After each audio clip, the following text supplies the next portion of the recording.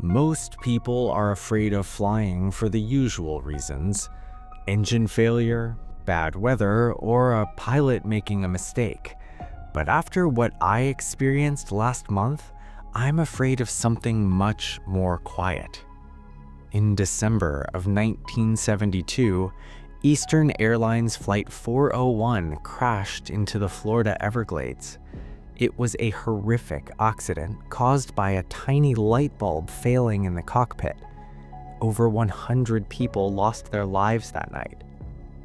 In the industry, there was a rumor that never really went away. They say that after the investigation, the airline salvaged parts from the wreckage, ovens, galley doors, and cockpit instruments, and installed them into a brand new fleet of planes. I'm a flight attendant. I've been flying for 5 years, and I'm a person of logic. I don't believe in spirits. But last month, I was assigned to tail number N310EA, a plane that everyone at the airport whispered was built from the bones of the 401 crash. It was a red-eye flight from New York to Miami. The cabin was dim, the blue hour where even the reading lights are mostly clicked off. Most of the passengers were dead to the world, buried under thin airline blankets. I was in the rear galley, trying to stay awake by organizing the drink carts. Suddenly, the air turned ice cold. It wasn't just airplane air conditioning cold, it was the kind of chill that sinks into your skin.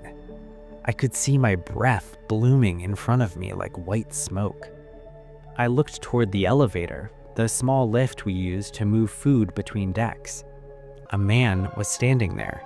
He was wearing a formal pilot's uniform, looking crisp and professional, but his uniform was wrong.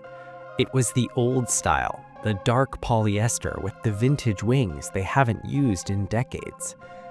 I thought maybe he was a retired pilot traveling home. I put on my professional smile and said, "Sir, can I help you find your seat?" He didn't move. He didn't even turn his head. He just stared at the bulkhead wall. His voice sounded like it was coming from a long way away, thin and metallic. He said, "The pressure is dropping in the hold. Tell Bob." I froze. I didn't know a Bob on this flight. I blinked, and the space where he stood was empty. The temperature snapped back to normal. My heart was thudding against my ribs so hard I thought it would break. I tried to shake it off. I went to the mid-cabin galley to find Sarah, the lead attendant. I found her standing by the ovens, her face as white as a sheet. "Did you see him?" I whispered. She didn't answer. She just pointed at the glass door of the oven. On this plane, the ovens were known to be salvaged units. As I looked into the glass, I didn't see the reflection of the cabin. I saw the face of a man with graying hair and a kind, tired face. He was looking directly at us, his eyes filled with a deep, crushing sadness. He wasn't a monster. He didn't look like a ghost from a movie. He looked like a man who was still trying to finish a job he started 50 years ago. Sarah reached out to touch the glass, and the face vanished. A second later, the oven door flew open on its own. On the metal rack was a small, burnt-out light bulb, the exact kind of bulb that caused the Flight 401 crash. We hadn't cooked anything in that oven all night. The fasten seatbelt sign flickered on with a loud ding. The plane began to shudder. Not the normal bumps of air, but a heavy mechanical vibration. I headed toward the cockpit to check on the pilots. As I passed through the first-class curtain, I saw him again, the vintage pilot. He was sitting in an empty seat in the front row, staring out the window at the dark wing. As I walked by, he grabbed my wrist. His hand felt like ice-cold water. He said, "Tell them engine 2 is breathing oil." I bolted into the cockpit. The captain and first officer looked calm. "Sir, I stammered. "I know this sounds insane, but you need to check engine 2 now." They looked at their gauges. "Everything's green, Claire. Relax." Just then, the intercom system clicked on. A voice filled the cockpit, a voice that didn't belong to anyone on the plane. It was the same metallic, thin voice from the galley. It said, "Check the oil pressure, Bob. Don't let it happen again." The captain's face went pale. His name was Robert. Everyone called him Bob. A split second later, a red master warning light began to scream. The oil pressure in engine 2 had dropped to 0. "Fire! Engine 2 was on fire!" the first officer yelled. If they hadn't been alerted by that voice, if they hadn't already had their hands near the controls, they wouldn't have reacted in time. They pulled the fire suppression handle just as a massive fireball erupted from the right wing. The plane tilted violently. Passengers were screaming. But through the chaos, I looked back into the cabin. The ghost pilot was standing in the aisle. He wasn't panicked. He was watching the passengers, making sure they were buckled in. He gave a small, slow nod towards me, and then he simply faded into the air. We made an emergency landing in Orlando. The runway was lined with fire trucks and ambulances. We were safe. The next morning, the NTSB investigators looked at the engine.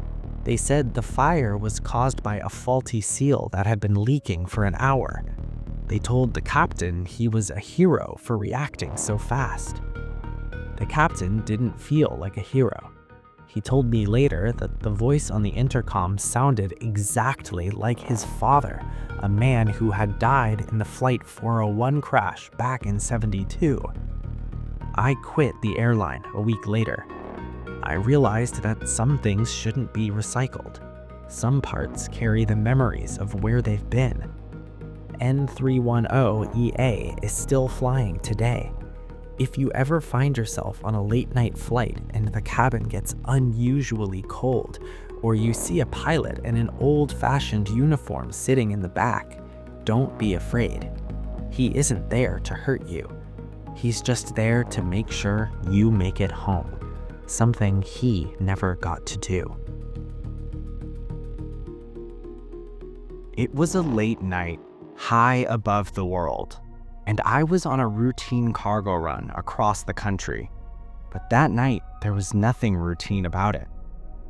I was a seasoned pilot with thousands of hours in the air, but even I felt a chill when I saw the manifest for this particular flight. My plane was loaded with sealed crates, the usual anonymous boxes of equipment and freight, but there was one item that stood out. In the back, amongst the heavy containers, was a body bag. A corpse, being transported under the cover of night. I tried to shake off the unease as I walked through the quiet hangar. It was just a job. A solemn one, perhaps, but a job nonetheless. I ran through my pre-flight checks, the familiar hum of the engines providing a comforting drone against the vast silence of the airfield. As I ascended into the black expanse, the world below became a tapestry of twinkling lights, slowly fading into nothingness. It was just me, the plane, and my silent, macabre passenger. Hours passed. The monotony of the flight began to settle in. But then, a subtle shift occurred. A sound. At first, it was a faint rhythmic thumping, barely audible over the low roar of my engines. I stiffened, glancing around the cockpit. Nothing.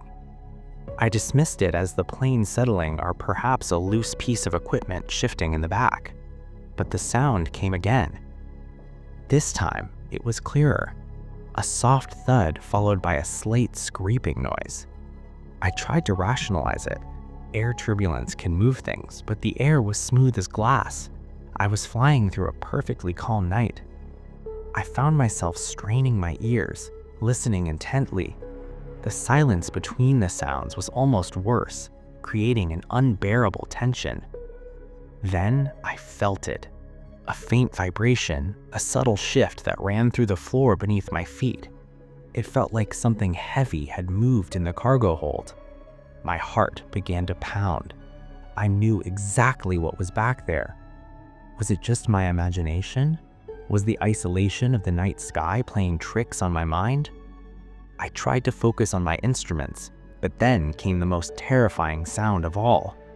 It was a clear, distinct scraping, as if something was being dragged across the floor. It wasn't a subtle bump. It was a deliberate movement. It sounded like heavy fabric, like a canvas bag being dragged across the metal floor. My blood ran cold. I squeezed my eyes shut for a moment, trying to clear my head. There had to be an explanation. Maybe the plane was pitched at a strange angle, but the instruments showed I was perfectly level. The thumps grew more frequent, more insistent. With each one, I felt a growing dread. I could almost feel a presence behind me, just beyond the thin wall of the cockpit. A presence that was no longer still. My breath hitched in my throat. I dared not look back through the small viewing window. What if I saw the bag in a different place? What if I saw it sitting up? I began to sweat despite the cool air in the cabin. Every shadow in the cockpit seemed to deepen, and every creak of the airframe seemed to amplify the terror. I was alone, thousands of feet up, with nowhere to run. Was it a ghost? Or was it the slow unraveling of my own sanity? I tried to reason with myself. Panic would only make me lose control of the aircraft. I had to stay focused. I had to land. As dawn finally approached, painting the horizon in hues of deep purple and orange, the sounds slowly subsided.